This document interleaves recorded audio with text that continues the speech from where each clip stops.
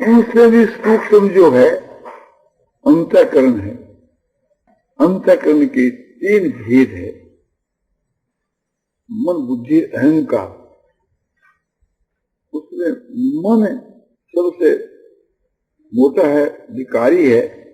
ये अंतःकरण का मोटा विकार है, या यूं कहो कि कार्य है।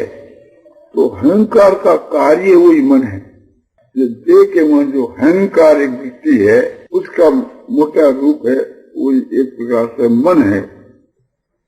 जो मनन करता है, चिंतन करता है, हर एक पदार्थ का मनन करता है, संकल्प विकल्प करता है, ये मन है। मन अंतःकरण है, इंद्रियों से, विषयों से सबसे सूक्ष्म है, तन्मात्राओं से भी सूक्ष्म। मन सबका चिंतन कर सकता है, और मन से भी परे जो अहंकार है, अहंकार के जो परमाणु और भी सूक्ष्म है। मन के परमाणुओं से भी अहंकार के परमाणु और सूक्ष्म है, और अहंकार के परमाणुओं से बुद्धि के जो परमाणु है वो उससे भी सूक्ष्म है। बुद्धि का जो परमाणु है, परमाणु तो मैं इसलिए कह रहा हूं कि समझाने के लिए, या दूसरे नाम से उसको समझाया जाए तो बुद्धि का संस्कार कह दो। तो संस्कार के नाम से सब कोई नहीं समझे तो उसका एक नाम परमाणु रख करके समझा रहा। और बुद्धि से भी परे, उससे भी सूक्ष्म ईश्वर की जो शक्ति है, जिसको प्रकृति कहते हैं, जो बुद्धि का भी कारण है, उसके परमाणु इतने सूक्ष्म है कि बुद्धि के द्वारा भी ग्रहण करने में नहीं आती, और सारी बातों को बुद्धि समझ जाती है। पर अपने परे की जो 2 चीज है, उसको बुद्धि, उसके असली स्वरूप को बुद्धि नहीं समझ सकती। बुद्धि उसमें प्रवेश होकर के, शामिल होकर के, और उस चीज को बुद्धि ऐसा समझती। जैसे सतोगुण, रजोगुण, तमोगुण, ये 3 गुण है। इन तीनों गुणों की जो साम्यावस्था है वो प्रकृति है, और जो भिन्न अवस्था है तो गुण है। तो इन गुणों को किसी के साथ में जोड़ने से ये गुण समझ में आते हैं। इनका जो केवल जो स्वरूप है वो बुद्धि के द्वारा समझ में नहीं आता। तो लोगों की बुद्धि के बीच के वहां जो एक ज्ञान है, चेतनता है, ये सतोगुण को कार्य है, जिसको हम लोग प्रकाश कहते हैं। नेत्रों को प्रकाश नहीं, बुद्धि के भीतर को जो प्रकाश, बुद्धि के भीतर के बीच में जिसको हम एक चेतनता कहते हैं कि एक आदमी शयन करता है तो वह बुद्धि विलीन है, गाढ़ निद्रा में सोता हुआ है, तो उसकी बुद्धि प्रकृति के में विलीन है। सपने में तो मन बुद्धि रहते हैं, किंतु गाढ़ निद्रा के समय में, सुसुप्ति अवस्था में मन बुद्धि उससे विलीन हो जाते हैं अपने कारण के में। तो उसको मोह कहते हैं, मोह। तो वो मोह क्या है कि वो तमोगुण का कार्य है। और जितनी जो चेष्टा है, क्रिया, बाहर की नहीं, भीतर की क्रिया, बाहर की क्रिया भी प्रवृत्ति मात्र समझो कि रजोगुण कोई स्वरूप है, पर वो मोटो स्वरूप है रजोगुण को। और रजोगुण को वो सूक्ष्म एक प्रकार से स्वरूप कहा जा सके, समझाने के लिए नहीं, स्वरूप रजोगुण को ऐसा समझाया नहीं जा सके। अपने हृदय के वहां जो फूरना हुआ है, कोई भी बात के वास्ते अपने मन में प्रवृत्ति हुई कि यहां से ऊपर चलो, या एक मन के में संकल्प हो, तो मन में एक प्रवृत्ति, वही मानसिक जो सूक्ष्म प्रवृत्ति, वो रजोगुण को कार्य है। इस वास्ते बने कार्य होने से रजोगुण कह दो, किंतु रजोगुण को ऐसा स्वरूप नहीं है। तो यही कहा जा सके, कार्य से ही वह कारण समझाया जा सके। तो अपने शरीर के भीतर में जो चेतनता है, प्रकाश है, ज्ञान है, विवेक है, समझ है, जो सतोगुण को कार्य है अपने हृदय का मन, और जो ये पूर्णा है संकल्प है, जैसे वो मोटे रूप में मन बन जावे है, तो तीसरी पीढ़ी में आकर के मन बने है। बुद्धि के भीतर के बीच के मन जो क्रिया है, वो क्रिया है, वो रजोगुण है, और बुद्धि के भीतर के बीच में जो मोह है, निद्रा को जो अंश है, आलस्य है, ये तमोगुण को कार्य। तो कार्य से उस कारण को समझाया गया, यो ही बको रूप है, यो नहीं कह जा सके। और कार्य ने बको रूप कहे तो कोई हर्ज नहीं है। बर्फ जल को कार्य है, इस बात से बर्फ में कोई जल कह देगा तो कोई दोष नहीं है। जल की वो बर्फ बनी है, जल ही बर्फ के रूप में आए है। इसी प्रकार से थी 17 स्तंभ 3 गुण का जो कार्य है, उससे उन्होंने गुणों में समझाया। और गुण भी खुद प्रकृति को कार्य है। भगवान कहते गुणा प्रकृति संभवा, गुण है तो प्रकृति से उत्पन्न हो गए, तो प्रकृति है तो खुद गुणों से भी सूक्ष्म है। दूसरे सिद्धांत वाले मानते हैं कि उनकी साम्य अवस्था ही प्रकृति है। वह प्रकृति एक 17 स्तंभ 3 गुणों के बीच के में परिणत होती है। तो यूं कह दो, प्रकृति का जो परमाणु संस्कार उस गुणों से भी सूक्ष्म है, और उससे भी सूक्ष्म जो है आत्मा है। आत्मा की सूक्ष्मता विलक्षण है। प्रकृति तक जो आपने बताया वहां तक तो एक प्रकार से ये सब पदार्थ जड़ है, और प्रकृति से और आगे चेतन में आए जीवात्मा में, तो यहाँ एक प्रकार से यहाँ अब चेतनता जब आ गई तो चेतन को परमाणु के रूप में नहीं कह सकते। प्रकृति तक समझो कि परमाणु आप कह सकते हो, फिर भी समझाने के लिए, जैसे व्यष्टि प्रकृति समष्टि प्रकृति, जीव की जो प्रकृति है वो व्यष्टि है, तो प्रकृति का ही मोटा रूप जो सो स्वभाव है। इस वास्ते स्वभाव और प्रकृति दोनों एक ही चीज है, कोई अलग नहीं है। समझाने के वास्ते या उसको पर्याय भी कह सकते हो कि प्रकृति कह दो चाहे स्वभाव कह दो।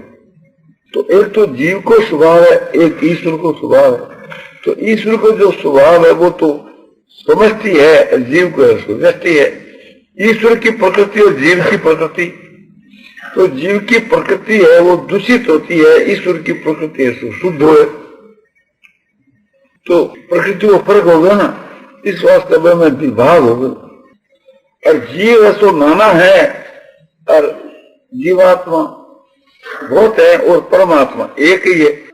तो जीवात्मा की जो एक प्रकार से नाना संज्ञा है वो शरीर के संबंध से है, और शरीर स्थूल सूक्ष्म कारण तीनों ही शरीर जो है वो प्रकृति का विकार है, प्रकृति का कार्य। समझाने के वास्ते बताया जाता है, किंतु जड़ के द्वारा चेतन को समझाना बहुत ही कठिन है। जैसे आकाश है निराकार है, और आकाश के मां बादल है वो साकार है, तो बादल की जूं तो शरीर समझो और आकाश की जूं आत्मा समझो। तो एक बादल का जो टुकड़ा, उस एक बादल के टुकड़े के बीच के मां जड़ के करोड़ों परमाणु हो सके, जड़ के परमाणु तो करोड़ हो सके। एक इंची भर के बादल के टुकड़े में करोड़ों परमाणु जड़ के हो सके। उस जड़ के परमाणुओं का समूह ही बादल है। उसका एक एक परमाणु जो है सो अपना अपना अलग है, अपने सो सता रखे। तो एक जो जड़ को परमाणु है वो भी तो आकाश में है ना। तो आकाश को एक रूप से विभाग नहीं, अविभक्ति है आकाश, किंतु वह जल का नाना परमाणु मान ले वहां, तो वह समझो कि लाखों करोड़ों परमाणु जल के जो जिस आकाश में है अपने अपने स्थान पर, वो आकाश का स्थान उसके साथ में संबंध है। तो ऐसे आकाश की जो अनंत जो चेतन जो सच्चिदानंद पूर्ण ब्रह्म जो परमात्मा है, उसमें इनका जो कारण जो शरीर है वो एक परमाणु की जो वो कारण शरीर ही फिर सूक्ष्म बने, सूक्ष्म से ही स्थूल बने। सूक्ष्म शरीर के 17 तत्व बने गए हैं, 10 इंद्रियां और 5 प्राण और मन और बुद्धि, ये 17 तत्व है। अहंकार बुद्धि के अंतर्गत है, इस वास्ते उसको अलग नहीं लिया। इस 17 तत्वों का समूह है, वो सूक्ष्म शरीर है जो इस शरीर से निकल दूसरे शरीर में जाता है, दिखता नहीं, वो हवा से भी सूक्ष्म है, इस वास्ते वो नहीं दिखता।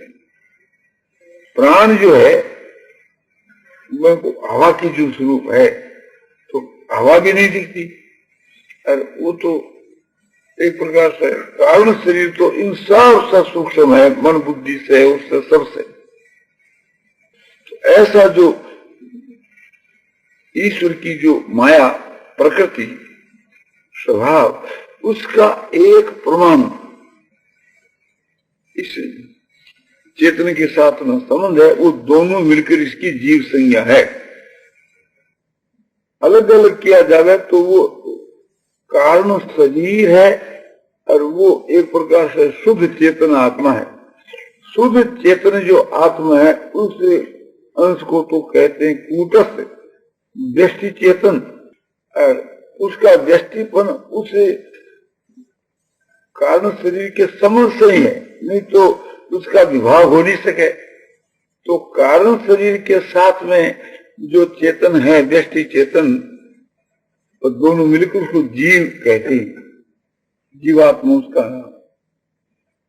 कारण शरीर के संबंध रखता हुआ जीवात्मा का जो स्वरूप है, उसे का वर्णन शास्त्रों में श्वेतोपनिषद राज्य में बतलाया है कि अपने जैसे शरीर का जो रोम है, रोम का आगला भाग, आगला हिंसा, रोम का आगला हिंसा, और उसका फिर 1000 टुकड़ा हुए। इस तरह से मैं उस जीव की परमाणु रूप माने, तो वो जीव को जो स्वरूप के मानो कि इस प्रकार सूक्ष्म है कारण शरीर जीव को, से ही को विभाग हो सके। ऐसो सूक्ष्म है सो अणु को ही वो अणु जीवात्मा का, तो जीवात्मा को तो विभाग हो नहीं, वो तो कोई बतला नहीं सके, किंतु वो कारण शरीर को एक विभाग हो, वह के विभाग से तीव्र की जीव संज्ञा करके के और मैंने व्यष्टि चेतन संज्ञा करी। तो वह व्यष्टि चेतन और वो कारण शरीर दोनों मिलकर के की संज्ञा हुई जीवात्मा। बनाना अलग कर दिया जाए, समझ तोड़ दिया जाए, तो वो तो प्रकृति के वहां मिल जाए, वो परमात्मा मिल जाए। आत्मा जो है वो तो परमात्मा कौन से ममई वांसो जीव लोग के जीव होते सनातन। 15 जाके 7 के श्लोक के पूर्वार्ध में भगवान कहते हैं कि ये जीवात्मा मेरा ही सनातन अंश है, और इसका जो शरीर है वो प्रकृति का अंश है। तो दोनों मिलकर के ही सृष्टि की उत्पत्ति हो। अब आपको ये दूसरी बात बतलाई जाती है परमाणु के विषय में। सातकार पीछे चले परमाणु का, तो वो उसका मूल जो कारण, मूल जो तत्व समझाने से वह बात समझ में ठीक आए, इसलिए यह सब भूमिका आपको बताई। ईश्वर जो परमात्मा ब्रह्म, उसका तो समझो कि वो तो परमाणु तो जड़ है, वो तो उन सबसे रहित है। फिर भी कहा जाए वो सूक्ष्म से भी सूक्ष्म तर है, ये इसलिए बतलाया जाता है कि वो बैंक की सूक्ष्मता में कोई दूसरो बुद्धि के द्वारा भी नहीं जान सके। और फिर भी जो बुद्धि के द्वारा परमात्मा को स्वरूप जो जानने में आवे, सूक्ष्म से भी सूक्ष्मतर, वो बुद्धि से मिले हुए परमात्मा को स्वरूप जानने में आए। और केवल जो शुद्ध है बुद्धि से जो अलग है, रहित है, वो समझ नहीं आ सकता, बुद्धि के सामर्थ्य बन सकते। तो बुद्धि ग्राह्य। और मैं कोई वर्णन क्यों जावे वाणी के द्वारा, शास्त्र में, वेदों के मां, सप्तम ज्ञानंतम ब्रह्म, विज्ञानानंद ब्रह्म, ये सब जो वर्ण क्यों जाए ब्रह्म को, मैं को वर्ण क्यों जाए जो बुद्धि के समझ में आ सके, यानी बुद्धि से मिले हो, बुद्धि मिश्रित, बुद्धि अवशिष्ट ब्रह्म को जो स्वरूप है, उसी के लिए भगवान गीता में कहो ज्ञेयं यत् तत्व वक्ष्यामि यज्ञात्वामृतमस्तुते, मैं जानने में आने वाला जो परमात्मा का स्वरूप है, जिसका नाम ज्ञेय है, वो तेरे को मैं कहूंगा, जिसको तू जान करके अमृत को प्राप्त हो जाए। अमृत के नाम से जो बात कही गई है, वो ब्रह्म का शुद्ध केवल स्वरूप है, निर्विशेष स्वरूप है, निर्गुण निराकार है। और बुद्धि के ग्रहण करने में आवे, वो निर्गुण निराकार नहीं है, वो सगुण निराकार। ये जो यहाँ वर्णन है, कलियुग पुराण मनुशासिता है, ये जो बताया हमें अभी 8 अध्याय का 9 का श्लोक है, ये एक प्रकार सगुण निराकार, जिसको अधिक के नाम से कहा गया। और निर्गुण निराकार को किस नाम से कहेगा? अक्षरं ब्रह्म परमं, अक्षरं ब्रह्म परमं, परम जो अक्षर है वो ब्रह्म है। अक्षर माने जो खए हुए, अक्षर जब कदे विनाश को नहीं हुए, पतन को नहीं हुए, अभाव को नहीं हुए, अदृश्य को नहीं हुए, वो सदा सर्वदा अपना एक रस एक रूप के मां सदा ही मौजूद है, वो है सो अक्षर है।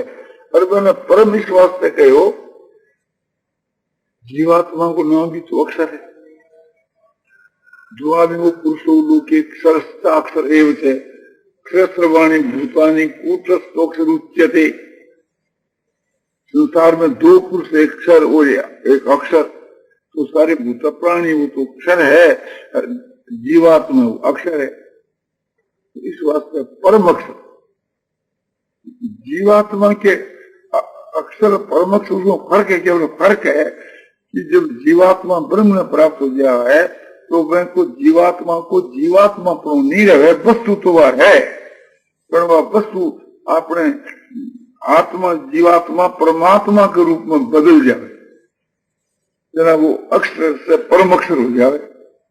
इस वास्ते वो परम अक्षर है। और इसमें खय क्या हो कि इनको शरीरों के साथ में संबंध विच्छेद होने, इसको खय होने दो। वह खय होने वाली चीज तो उसके साथ में थोड़ी थी, क्या शरीर, जीवात्मा को तो खय हुए नहीं, आत्मा को तो खय हुए नहीं।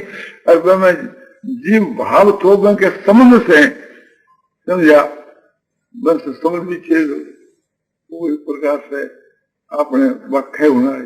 और ब्रह्म के बीच में कोई खय होने वाली चीज नहीं, इस वास्ते उसको परम अक्षर कहवे। वो निर्विशेष, उसी को नाम निर्विशेष ब्रह्म है, उसी को नाम निर्गुण ब्रह्म है, उसी को नाम परम अक्षर है।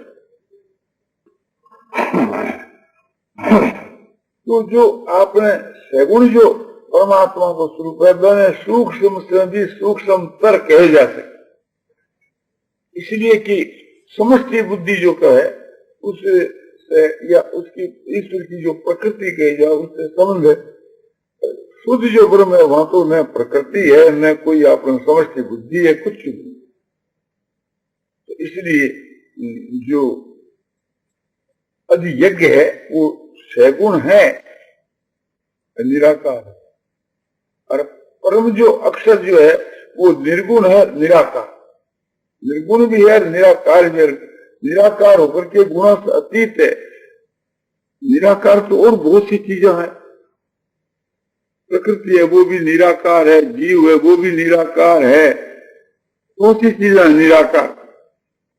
मन बुद्धि है ये भी निराकार है, पर आंखों व्यक्तित्व पकड़े जाओ है, इसलिए निराकार होकर के इससे भी और बढ़ करके निराकार वो चीज है जो पकड़ी नहीं जा सकती।